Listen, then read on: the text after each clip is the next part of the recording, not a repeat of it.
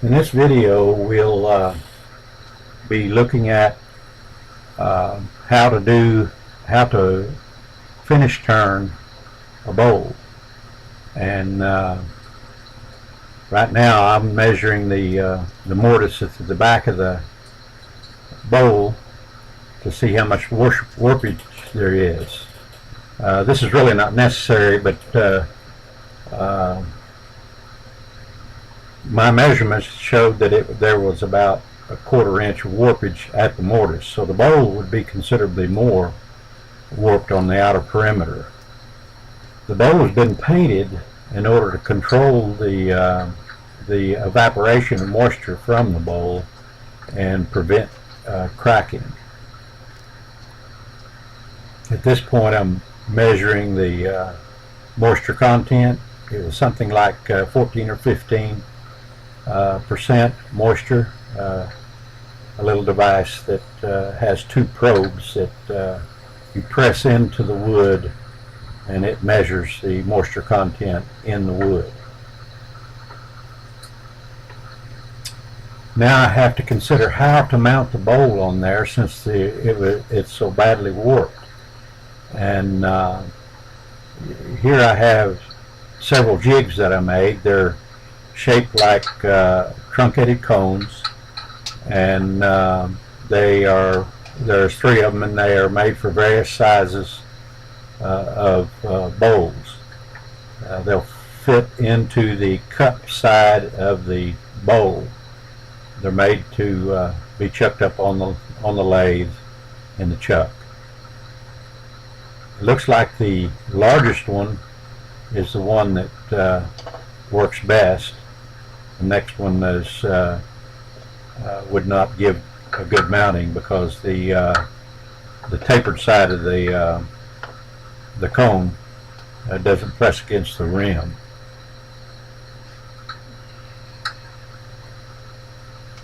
Now I'm mounting the cone, or the truncated cone, onto the lathe, and then we'll see how to mount the bowl to that.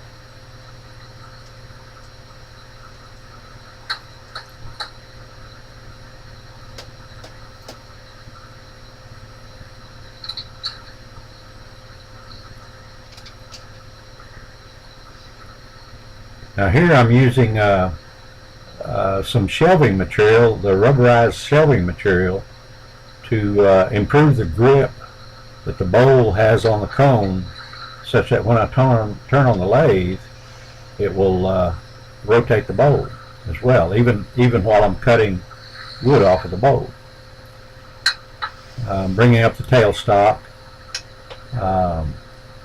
I did not leave a center point on the dovetail, which I should have, but I didn't.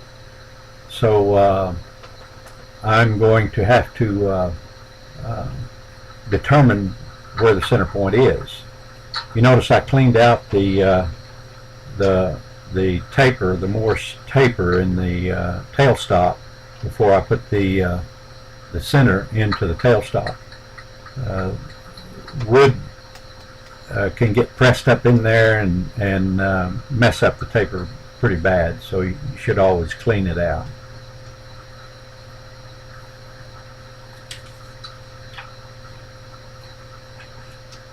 Now, in my attempt to find the center on this thing, I made several errors. I guess I was a little nervous with the movie or the videoing of this thing, and so it takes me longer than it should have. But it's trial and error deal that you have to do if you don't put that center point in the bowl when you're rough turning it.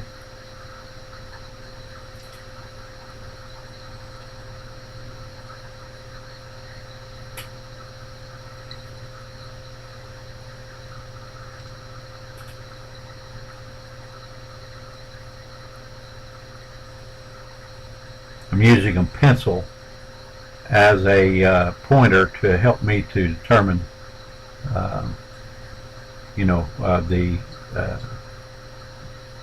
the center point.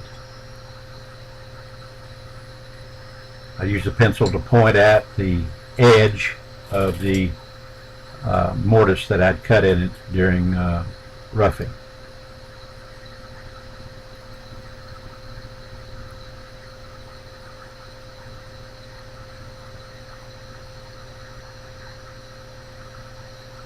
I just keep scooting it around to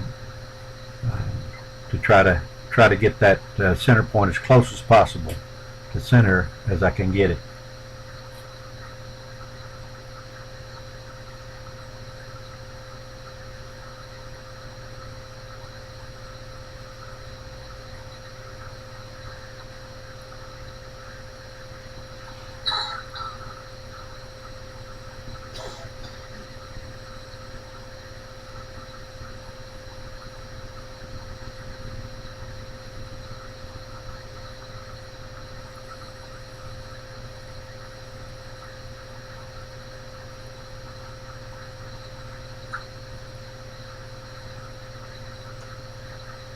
It does require a little bit of patience, but watching it on video is like watching grass grow.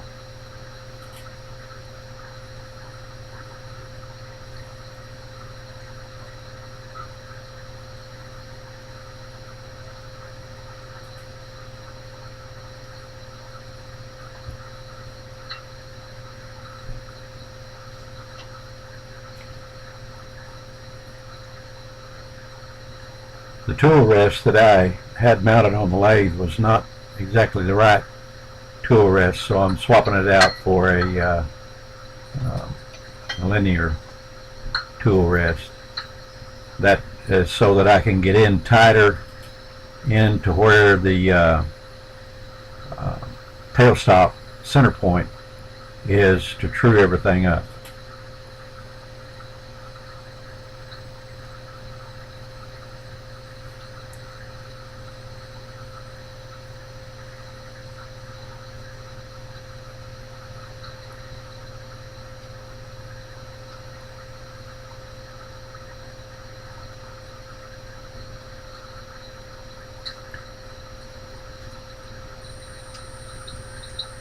Now I'm ready to start cutting wood, and at this point you shouldn't turn the lathe up very high. I'm going about 250 RPM, and you don't want the bowl to be flying off of there. If you consider that all's holding that thing on is friction, then you don't want it jumping off and getting in the face. The tool that I'm using there is a homemade tool, both the handle and the steel. It's called a bowl gouge, and I'm kind of a frugal wood turner, so I make as many tools as I can. And I also tempered the tool. It's carbon steel, and the best steel for turning is high-speed steel. But if you get this carbon steel tempered properly, it comes pretty close to high-speed steel. Now I'm truing up the mortise or the dovetail that you use for chucking up the bowl. Here in a minute we will reverse the bowl and put the bowl on the chuck. So I'm trying to make the interface between the chuck and the bowl as tight and as true as possible, so that the bowl will end up being well trued up, and that's what you want.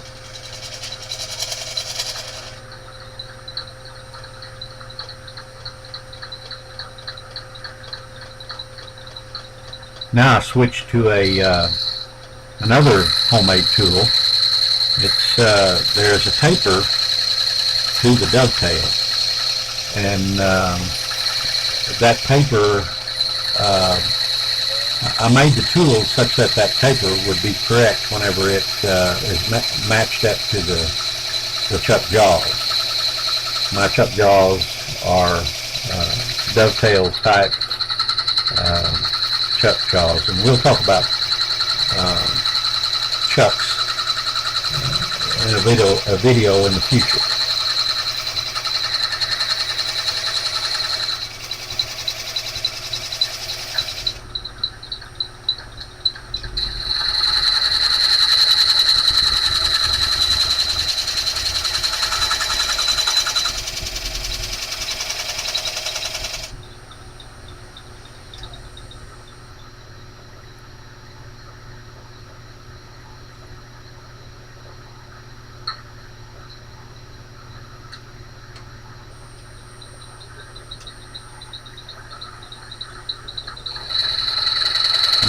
Being very patient and meticulous here because I don't want the thing to be improperly mounted and either damage the bowl or me.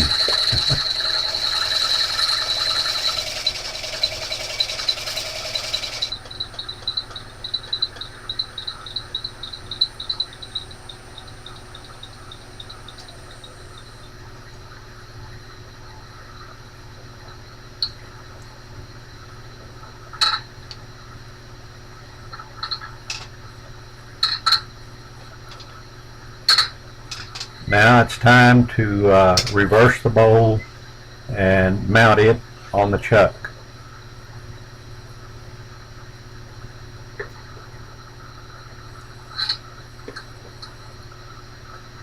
I'm taking the cone off.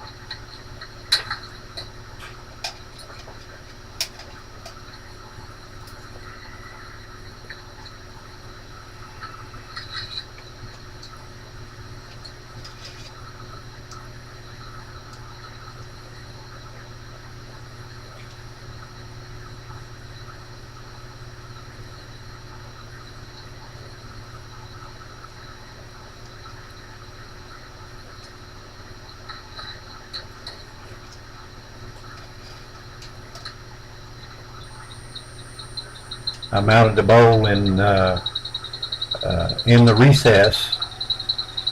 There's two ways. You can either have an extension, which we call the tenon, and we have the where it's the recess is cut into the bottom of the bowl. But then there you can have an extended portion sticking out, and that would be the tenon. Now I'm trading out the straight or the linear tool rest for a bowl tool rest, which has shapes curved into shapes that fit most bowls. Makes it easier to turn curved surfaces. Once again, I'm using a bowl gouge, homemade bowl gouge.